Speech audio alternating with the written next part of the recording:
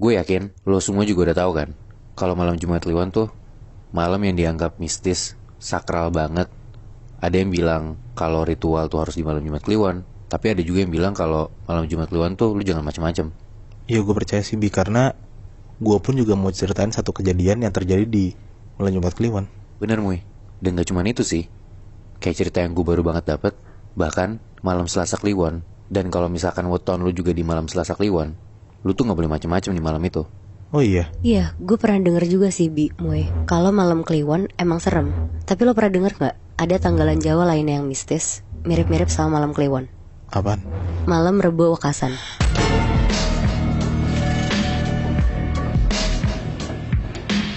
Dengarkan versi lengkapnya hanya di aplikasi Noise. Ada seorang cowok umur 25 tahun. Kita sebut aja namanya Dandi ya. Oke. Dia ini kerja di pabrik. Yang tadinya tuh Dandi masuk di sana fresh graduate, tapi karena dia hard worker, nurut banget sama kerjaannya dan gak malas-malasan lah. Cepet banget nih si Dandi ini bisa jadi assistant manager di waktu yang cukup singkat. Nah di tahun 2012, di saat Dandi udah jadi assistant manager itu, dia tuh punya calon istri. Kita sebut aja namanya Ajeng ya. Dan mereka berdua tuh sebenarnya emang orang Jawa Totok. Tapi bedanya orang tua mereka berdua tuh udah di Jakarta, tapi keluarga Dandi tuh nggak terlalu kuat Jawanya. Sedangkan keluarganya Ajeng Jawanya tuh kental banget. Salah satunya masih percaya sama kalender Jawa kalau mau ngadain acara. Nah karena mau nikah, Ajeng tuh dulu disuruh sama mbahnya dia atau neneknya dia, itu kalau mau nikah harus di tempat daerah asalnya dia, daerah tempat asalnya Ajeng. Kalau nggak salah di Seragen, tapi yang pasti Jawa Tengah lah.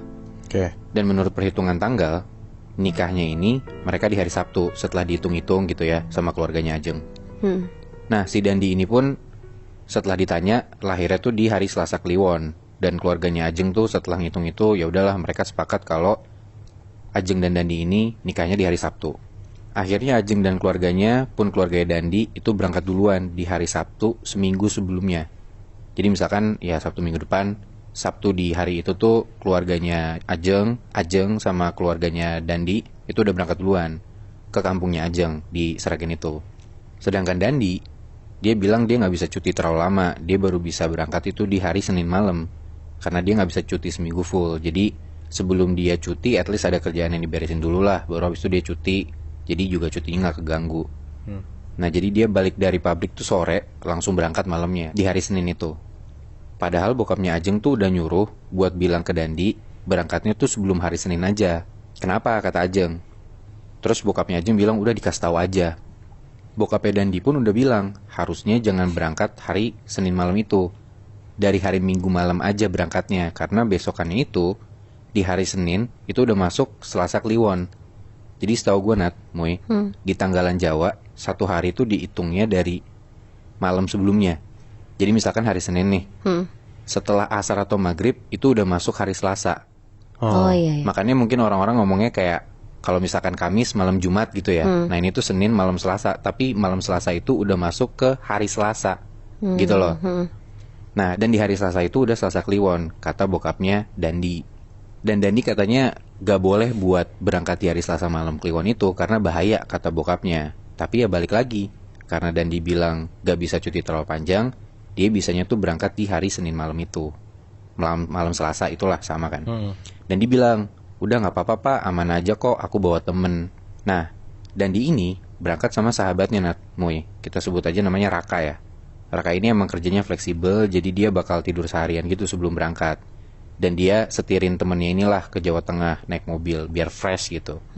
Sedangkan ya Dandi bisa tidur setelah dia kerja gitu kan. Udah tuh singkat cerita, mereka berangkat sekitar jam 7-an malam. Mereka jalan dari Jakarta menuju ke Jawa Tengah itu.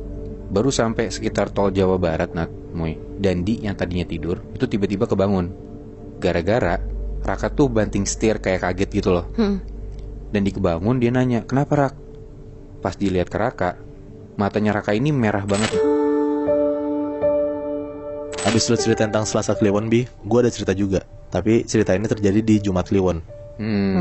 Nah banyak orang yang percaya kalau misalnya malam Jumat Kliwon itu menjadi malam yang paling sakral lah, karena katanya makhluk halus tuh keluar banyak, terus bersinggungan sama alam manusia itu juga tipis banget gitu loh waktunya. Terus juga katanya banyak orang yang bilang kalau misalnya malam Jumat Kliwon tuh jadi kayak waktu dimana kekuatan gaib tuh kuat banget. Makanya lah banyak yang kayak ngelakuin ritual segala macem, dan itu terjadi di malam Jumat Kliwon.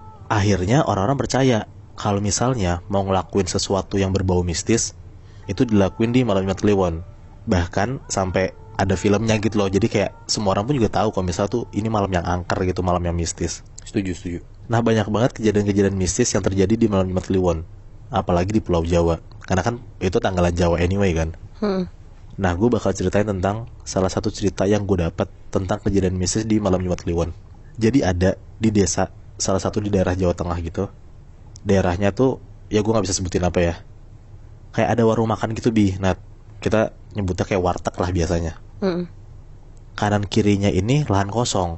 Nah, si warteg ini tuh berdiri di jalanan yang rada gak gitu gede gitu, tapi sering dilewatin orang. Tapi bukannya jalan raya gitu, bukan. Oke. Jalanannya kayak biasa, kayak ada yang diaspal, ada yang enggak. Dan di seberang warteg itu ada kayak kuburan. Tapi kuburannya gak gede, kayak cuman 20-30 makam gitu lah. Kayak cuman warga-warga sana aja dimakamiin di sana. Nah, warung ini buka 24 jam, kecuali Kamis malam sampai Jumat dini hari. Jadi kayak di waktu itu warung itu tutup jam 11 malam sampai jam 4 pagi. Jumat paginya subuh baru buka lagi.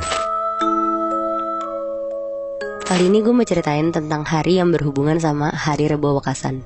Jadi kalau kalian belum tahu, Rebo Wekasan tuh dalam tanggalan Jawa adalah hari Rabu terakhir di bulan Safar.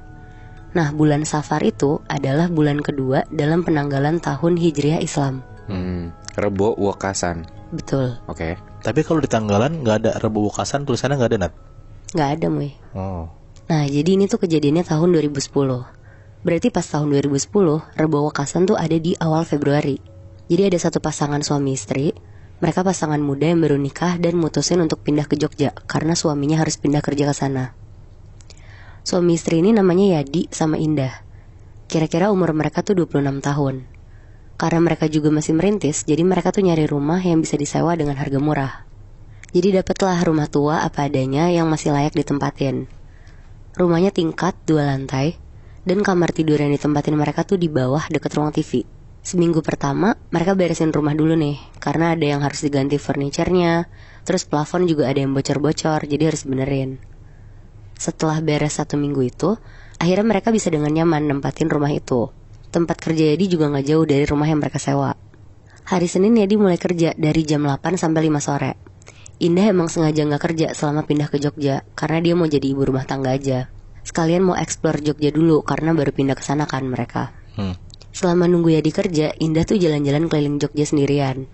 Dia kulineran, nyari tempat-tempat yang menurut dia bisa kunjungin selama nunggu Yadi kerja. Sekitar jam 4 sore dia baru pulang ke rumah, biar bisa pas sama jam pulangnya di kantor. Singkat cerita, besokannya hari Selasa, Indah mutusin untuk ke Taman Sari Jogja sendirian. Karena dia penasaran dan belum pernah kesana, jadi dia tuh wisata sendirian. Sepulang dari sana, kira-kira jam 5 sore sampai rumah, Indah langsung mandi dan ganti baju. Gak lama, Yadi tuh pulang. Terus pas Yadi pulang, gak tahu kenapa Indah tuh ngajakin Yadi mau keliling-keliling naik mobil buat lihat-lihat pemandangan. Karena Yadi juga kasihan, takut mikir Indah kesepian, jadi sekitar jam 7 malam mereka keliling-keliling lah naik mobil berdua. Indah di situ seneng banget, dan Yadi juga puas ngeliat Indah sesenang itu. Sekitar jam 11 malam mereka baru pulang nih ke rumah. Mereka berdua bersih-bersih, dan gak lama Yadi ngajakin Indah untuk berhubungan suami istri sebelum mereka tidur. Akhirnya berhubungan lah mereka berdua. Pas udah sama-sama mau tidur, Indah tuh ngerasa kalau ada suara dari lantai 2, kayak suara gaduh gitu Moebi.